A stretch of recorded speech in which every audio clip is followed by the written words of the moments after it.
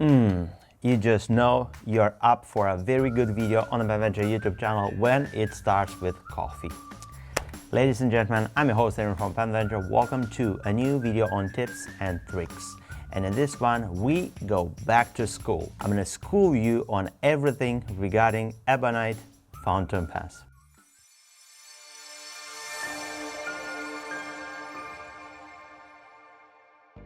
I'm going to start with this. I am not an expert in regards of anything regarding fountain pens, but I do have like almost 10 years of experience in collecting fountain pens, and in these years I've learned a few things regarding fountain pens and also ebonite fountain pens. And I said, what a good reason to do this kind of a video, because there are some people who ask me, hey Emmy, how do I care for my ebonite fountain pens? And today I said, it's going to be that day, and I'm going to answer to all of your questions regarding ebonite. And before going too deep into the subject, like all pen nerds, guilty of that, let's define what's ebonite. In the context of our video, we are referring to ebonite as a pen material for manufacturing a specific fountain pen as a whole, cap, body, section, and knob and everything, or as parts. And I have here an example, the humble ebonite feeder. And this is a part which allows the ink to flow from the ink chamber right here down through this ink channel towards the nib that sits on top into the slit and coming down on the paper. Where this ebonite comes from? Well, ebonite is hard vulcanized rubber, or vulcanized hard rubber, or vulcanized rubber. I think I said everything. And it comes from the sap of the rubber tree. So it's a natural substance that's going through some specific technological processes, and it becomes hard, keeping its shape. Well, for the sake of it, I'm going to say it's going to keep its shape, but I'm going to demonstrate it is not. In certain aspects, it's going to change its shape, and we need to be very careful on that. As a material for fountain pens, it was used for many decades because it's very stable. And by here, I say that whenever there is moisture, and fountain pens do kind of use a lot of moisture because they contain ink, ebonite doesn't change its shape. So it's not like wood absorbing the moisture and changing shape, twisting, expanding its volume or contracting. This is why it is very popular to be used on fountain pens from the golden era. And not only that, it's making a comeback these days, and I'm going to show you. Also, ebonite, it's very resilient with corrosive substances, because let's face it, back in the day when the iron gold inks were used, they are also used today, but it's specified iron gold ink. Those inks were very acidic, so you would need a material that's very stable, doesn't absorb that ink, and it's not going to corrode, it's not going to just simply melt or change its shape. So this is why they used ebonite for fountain pens. It's light, it's warm to the touch, so it's a natural material. It's not like something like metal, which sort of makes you question, what did I picked up? It's so cold, it's so heavy. So ebonite is gentle. Ebonite has a specific sound, a specific cling that does when you have a fountain pen made of ebonite, but I'm going to show you in a few moments. So that is overall the idea.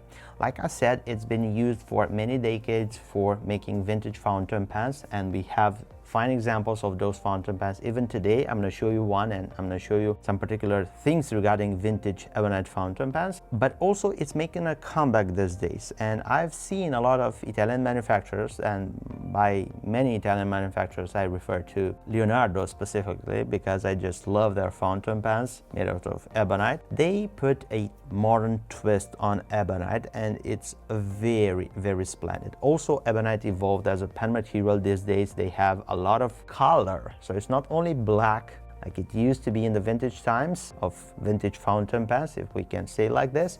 Now it's colored, and let's start with this. Ebonite will age. Specific ways, specific things will just simply change the way a ebonite fountain pen looks. I'm going to show you ebonite fountain pen from 1903, more than 100 years. So have a look. This was used to be black. And now is this brownish color, milky all the way. And if we open the fountain pen like so, you can see that right here it keeps its shiny black color, but throughout the fountain pen it's brown. And this change of color, it's done only because of the sun and time and having this fountain pen in direct sunlight. So if you want to maintain a specific color for an ebonite fountain pen as much as it was in the day that you acquired it, keep it from not having too much direct sunlight. And we had some fountain pens in our display cases right here, which these curtains were not drawn and sun was getting in, and I've seen that some of them have a specific different color throughout the body of the fountain pen versus the section that wasn't in direct sunlight. So there is color variation with time, but it is bound to happen nevertheless. You just need to control it and not to accelerate it. So keep it not in direct sunlight if you want to have it vividly colored. I'm not intending to keep this ebonite fountain pens forever looking the same. I just try to not accelerate the overall process of them changing color. Also, changing color with direct sunlight, we have another variant in the play: heat. When it comes to heat, ebonite is very, very sensitive, because when you heat ebonite, you sort of make it mellow, just like Play-Doh, and you can set a different shape, and when it gets cold, it's going to retain the new shape. If you intend to leave your fountain pens made out of ebonite on the dashboard where it gets hot, near a heat source, a direct heat source, like maybe you have some heating elements that you can plug in. If you leave your fountain pen made out of ebonite close to them, don't expect it to be round. It's going to set its new shape, and you are not going to be very happy with a fountain pen that's shaped like the letter L. Careful on that. Heat will change the structure of the ebonite, and it's going to become mellow, and when it cools off, it's going to have a different shape. And just to demonstrate how mellow it gets, I'm going to do an experiment, and I hope you are going to be bearing with me for this one. And we are going to heat this ebonite feeder, and we are going to sacrifice it for you out there to see what's going to happen when you add a heat source to an ebonite part and how mellow it gets. And I have here my industrial blow dryer, and let's try to make it warm. This is what I use. Well, this is counterproductive, because if I'm going to stop it, it's not going to heat up. But this is what I use to set up the ebonite feeders, to have a little bit of heat. But in regards of using heat smart and to heat set an ebonite feeder with hot air, I'm going to demonstrate to you this in a different video. So this is what I have, this blow dryer right here. Not that I would need one, but this is what I'm using it for. Let's let it sit a little bit and to heat up, and we're going to heat up this ebonite. And when it's heat up, it's going to have a specific smell, this ebonite, and you will see that's very, very smelly, to say so. And it's not going to take too much, but I'm going to overdo it. Let's see. Oops. So that's an ebonite feeder, and if you leave it to dry, well, to get cold, I meant, look at that.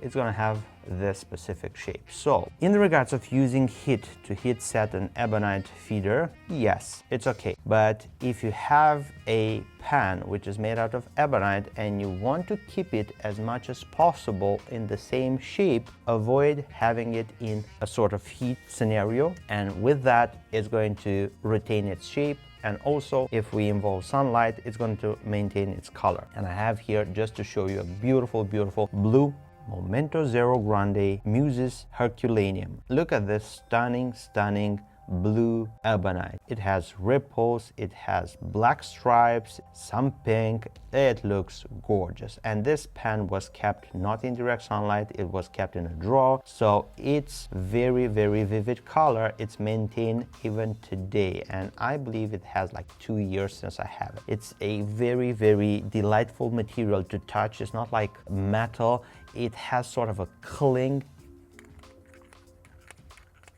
that sort of a cling when you use it. It's different. It's having a little bit of weight. It's not like it's feeling hollow, to say so, although it's a hollow tube in a single fountain pen, but again, it's a very different feel to it. Nevertheless, what we have next, it's ebonite when it's coated in a specific material, like, for example, urushi. When we involve a specific coating on top of ebonite, we basically seal that ebonite from sunlight hitting it and changing its color. Although we resolve the issue with the light, ebonite is underneath, so if you are gonna use some heat, or if you leave one of these fountain pens in a scenario where it gets really hot, I believe you can also have specific problems because the urushi coating is not strong enough to retain its shape if we just simply make the ebonite underneath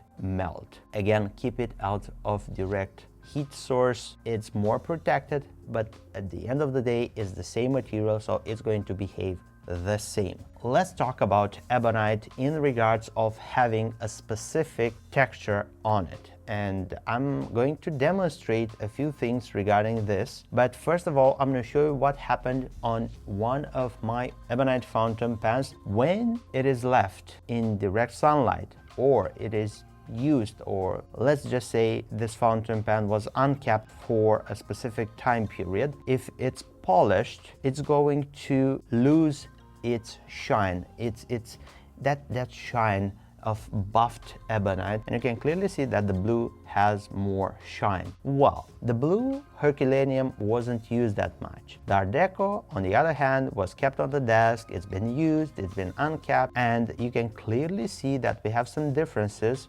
right here where there are some polished ebonite. It's becoming satin and it's more vivid on the section. And have a look at this part right here. I don't complain, I just love the satin look. For me, it's nothing wrong. It's a thing that I love about this material because it's natural, it's going to be responsive, it's going to change, it's dynamic, but you can make it shiny again. And this is a trick that I've learned. This is a jeweler's cloth.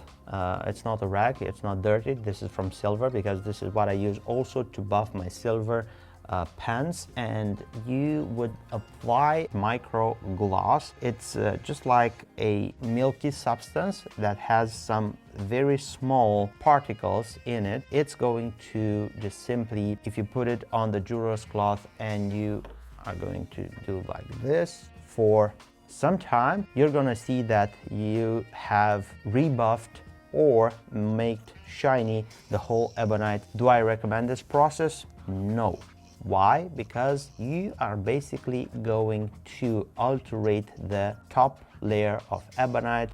It can develop problems. It can become much more dull or satinated much more quicker than the initial buff that the manufacturer intended to have on that fountain pen. So it's a process that's a little bit more aggressive, and you can do that on your own if you think about it and if you want to decide to go that direction. Also, there are some processes that I've seen online with specific substances that can restore ebonite, and I've seen some mouthpieces from saxophones being restored, but I don't have experience using liquid substances to restore ebonite. This is something that I am not yet at that level, but you can try it. Anyway, ebonite, when it is textured on the surface, and I'm going to show you a few fountain pens, I believe it's just simply a little bit more protected in this case by the outside elements. So we have here from Sailor, this is called the ebonite sculpture. Ebonite 3 ways. We have this with some specific lines and rings right here, more satinated, and right here is just like the bark of a tree. And I am pretty sure that if you have such a fountain pen made out of ebonite, which has these textures, you are going to avoid a lot of that elements, and it takes less care to just simply have the fountain pen looking new or just like the day in which it was produced. Pretty much this is what I have for you in regards of ebonite fountain pens. Let's recap. Don't leave it in direct sunlight. Don't leave it near a heat source, or don't leave it in an environment which is really hot. It's going to change its look in regards of the color if it's left in direct sunlight. It's going to simply lose its shine or buff. It's going to become satin when it's left in the elements as well. It's very well with ink because you can put corrosive inks in a fountain pen made out of ebonite and it's safe. Also, it's not going to change its shape. It's not going to absorb water and just simply increase its volume. It's a great material to be coated in a lacquer like urushi lacquer because it's going to offer enough grip if you leave it unpolished for that coating to adhere on. Let me know if I can help you out with more tips, tricks regarding other fountain pens, other materials, anything that you want to find out. Use the comment section down below and I will be quick to answer. Cannot wait to present what I have for you in the next videos because we are cooking something special at Penventure. Don't forget to give this video a big thumbs up if you find my content useful. Scroll down a little bit, you'll find the details for our website. If you're looking for an next writing instrument, I'll be more than happy to help you with your pen purchase. As always, if you want to support the growth of the Penventure YouTube channel, don't forget to subscribe.